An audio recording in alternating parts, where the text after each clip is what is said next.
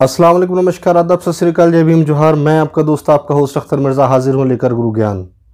दोस्तों, आज बग़ैर वक्त बर्बाद किए हुए हम जिस टॉपिक पे बात करने वाले हैं वो टॉपिक है जो कि अभी गुज़रे दिनों बहुत ही ज़्यादा इन रहा।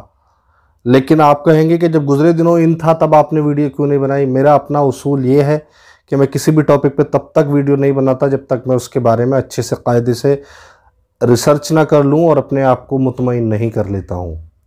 दोस्तों, मैं आज बात करने वाला हूं पाकिस्तान के अंदर होने वाले एक अजीबो गरीब हादसा, सानहा या जो भी कुछ कहिएगा, जो आयशा अकरम साहिबा जो एक टिकटॉकर है, यूट्यूबर है या जो भी हैं, उनके साथ जो हुआ या नहीं हुआ क्या है, इसका असल मुजरिम कौन है, इस बारे में आज मैं बात करने वाला हूं। दोस्तों, अब बात करने से पहले सबसे पहली चीज़ ये है कि हम जब कोई भी इंसान, एक छोटे से छोटा यूट्यूबर भी अगर होता है तो वो भी अपनी एक इमेज रखता है और अपनी उस इमेज को बरकरार रखने के लिए कहीं भी किसी भी पब्लिक प्लेस पे शूटिंग करने से पहले वो लीगल तरीक़ों का इस्तेमाल करता है। और लीगल तरीक़ा क्या होता है कि जब आप कभी भी कहीं भी किसी भी टॉपिक पे वीडियो बनाते हैं किसी भी पब्लिक प्लेस पे, तो आपको कंसर्न एरिया के कंसर्न पुलिस स्टेशन से शूटिंग की परमिशन लेना होती है। शूटिंग की परमिशन लेने की वजह क्या होती है? शूटिंग की परमिशन लेने की कई सारी वजूहात होती हैं। पहली चीज़ तो ये कि आपके पास जो गैजेट्स होते हैं वो आज के दौर में, महंगाई का दौर है, महंगे गैजेट्स होते हैं आपके, चाहे एंड्रॉयड फ़ोन हो, आईफोन हो, या आपका ड्रोन हो, या आपके कैमरा वगैरह हो, या आपकी लाइट्स हों, जो भी इक्विपमेंट्स होते हैं आपकी शूटिंग से रिलेटेड, वो सब बहुत महंगे होते हैं। उन सब की सिक्योरिटी को ध्यान में रखते हुए हमें पुलिस से परमिशन लेना पड़ती है जब हम किसी भी पब्लिक प्लेस पे वीडियो बनाते हैं। पुलिस से क्यों परमिशन लेना पड़ती है? पुलिस परमिशन देने का मकसद ये होता है कि जब पुलिस परमिशन देती है तो पुलिस साथ में एक या दो सिक्योरिटी के तौर पे कांस्टेबल को तैनात करती है, जो कि जितनी देर आपका शूट रहेगा, जो जितने टाइम के लिए आप हमें परमिशन दी जाती है, उतनी देर वो वहाँ हमें सिक्योरिटी प्रोवाइड करेंगे। अब सवाल ये होता है कि आयशा अकरम साहिबा, जो कि पाकिस्तान की मशहूर व मारूफ यूट्यूबर या टिकटॉकर जो भी हैं, बकौल उनके और उनका जो साथी रैम्बो है कि वो 2-3 बार मिलियंस में उनके जो फॉलोअर्स हुआ करते थे, उसके बाद वो अपने टिकटॉक आईडीज़ के पासवर्ड भूल गए और वो उनकी जो आईडीज़ थी वो ख़त्म करना पड़ी उन्हें मजबूरन, क्योंकि पासवर्ड भूल गए, उनको रीसेट करना नहीं आता था।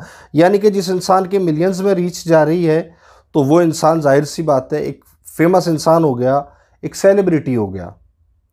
अब सवाल ये होता है कि एक सेलिब्रिटी जब किसी भी पब्लिक प्लेस पे शूट करने के लिए जा रहा है तो उसने शूटिंग की परमिशन क्यों नहीं ली? उसने अपनी सिक्योरिटी, अपनी सेफ्टी के लिए क्या किया? सवाल नंबर 1, लम्हा फिक्रिया।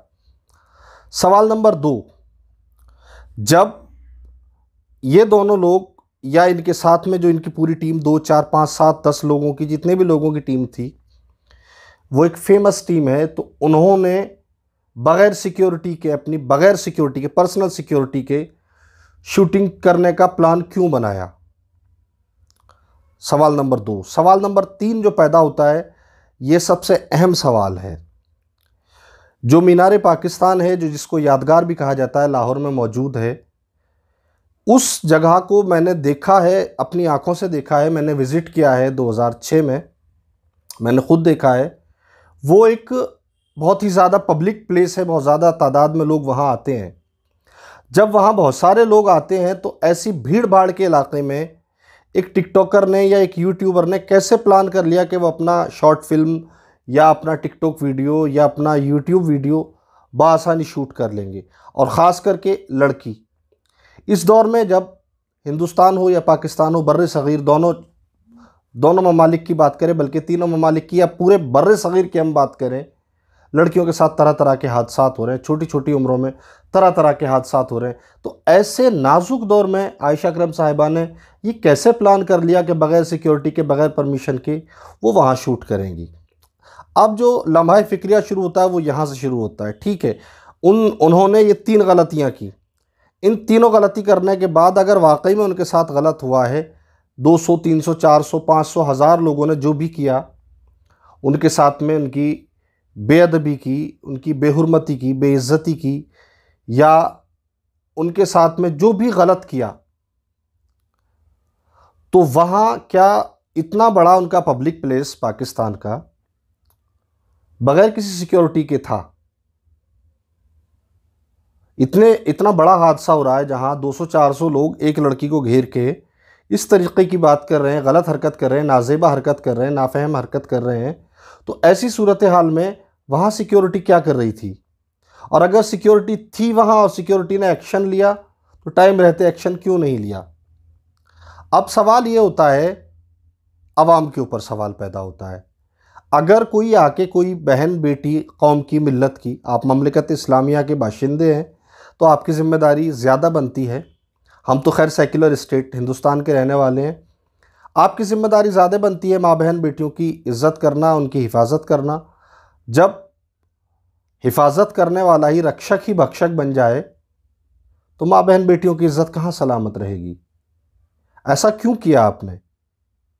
अगर आपने वाकई ऐसा किया है तो ये आपके लिए भी और आपके मुल्क के लिए, आपकी ममलिकत के लिए बाइस शर्मिंदगी है। इस चीज़ की सच्चाई क्या है? कहीं ना कहीं इन चारों सवालों के पीछे छुपी हुई है और मुझे उम्मीद है कि इस वीडियो के कमेंट बॉक्स में इसकी रियलिटी ज़रूर आएगी। लम्हा फ़िक्रिया दे रहा हूँ, रिसर्च आप करेंगे। खुदा हाफिज़।